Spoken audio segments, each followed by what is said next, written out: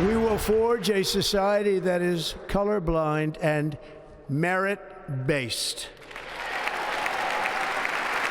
It will henceforth be the official policy of the United States government that there are only two genders, male and female. I will reinstate any service members who were unjustly expelled from our military for objecting to the COVID vaccine mandate with full back pay. The future is ours, and our golden age has just begun. The beginning of a golden age. And returning to common sense, President Donald Trump vowing to bring American values back to our nation's capital. Let's bring in now El Presidente, Dave Portnoy, to discuss the return to normalcy. He is Barstool Sports founder.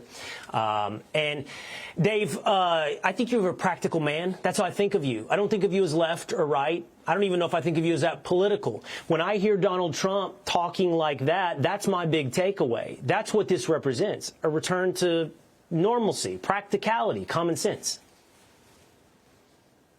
Yeah, I totally agree. I think that's why he won the election. I think that's what a lot of people want to hear.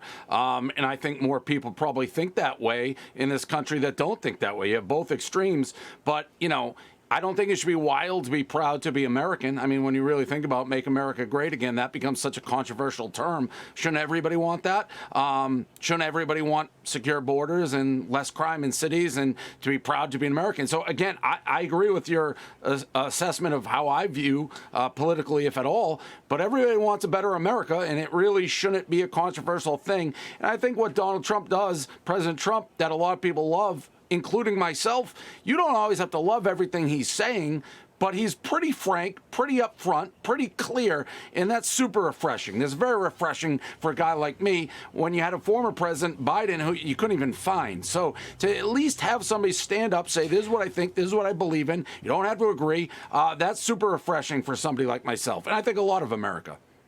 So refreshing, Dave. You and I are both big sports fans. Last night was a national championship game between Ohio State and Notre Dame. So refreshing for me, Dave, that I really honestly had trouble changing the channel away from Donald Trump and that freewheeling Q&A he had while signing executive orders, even for the national championship game.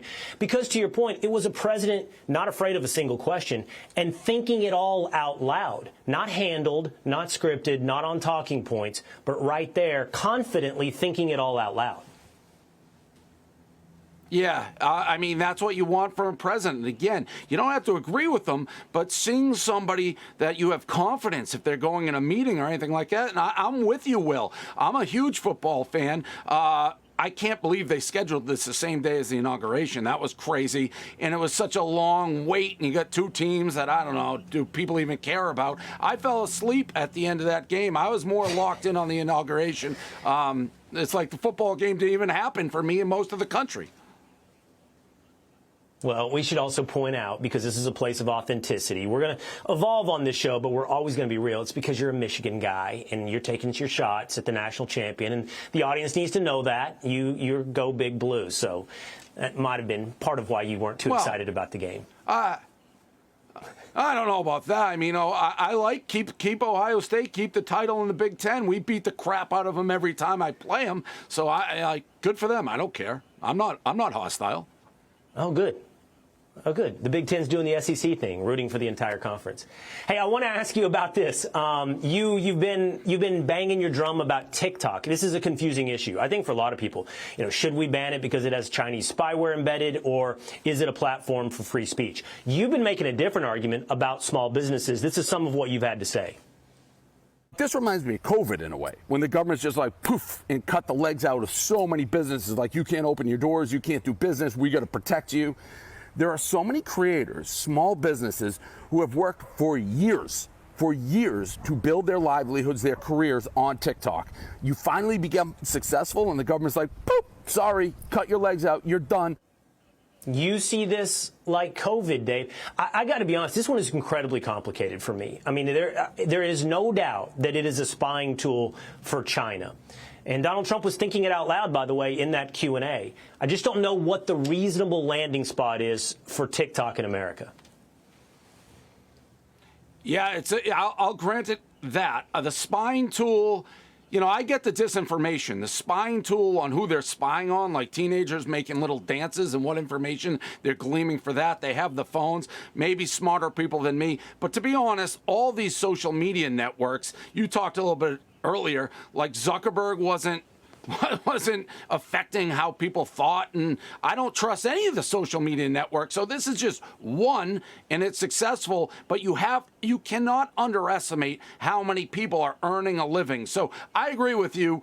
I don't have Secret Service telling me everything they're worried about. I get the disinformation to a degree. The spying, I don't know. I'm just a common dude sitting here looking on TikTok and asking what are they talking about. But I'm very concerned about how many people earn a living. It's huge. You can't underestimate that. And just to cut it out, and you got people who are investing in Meta, writing the bills. It's all pretty confusing.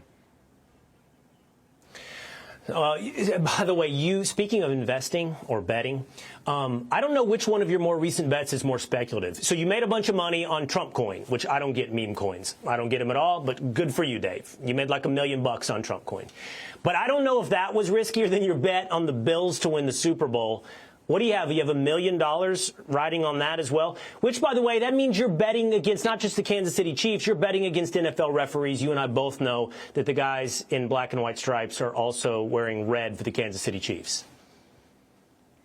Yeah, they certainly seem it. So I made $1 million in that Trump coin, and it is all speculative, by the way. It's just gambling. I get that going in. I was willing to lose my money. I made it, so it's like free money. And, you know, Buffalo, I love the people of Buffalo. I'm a Patriot fan. We have an interesting relationship, but maybe it's their time. They were lucky to escape Baltimore. They'll have a tough game with Kansas City, but it's $1 million to win $5.5 million, free money. I like rooting for Buffalo. It's a great American city. I love Josh Allen, so who knows? I like that you feel that way about the people of Buffalo. That's how I feel about Texas A&M fans. I respect them. They're my rival, but I respect them and their craziness. And I feel the same way about Philadelphia Eagles fans and the people of Philadelphia. I'm a Cowboy fan, but I respect your insanity. I like that you can respect your rival, Dave. And I always respect you coming here, hanging out with me. Thank you so much. Congrats on the new show.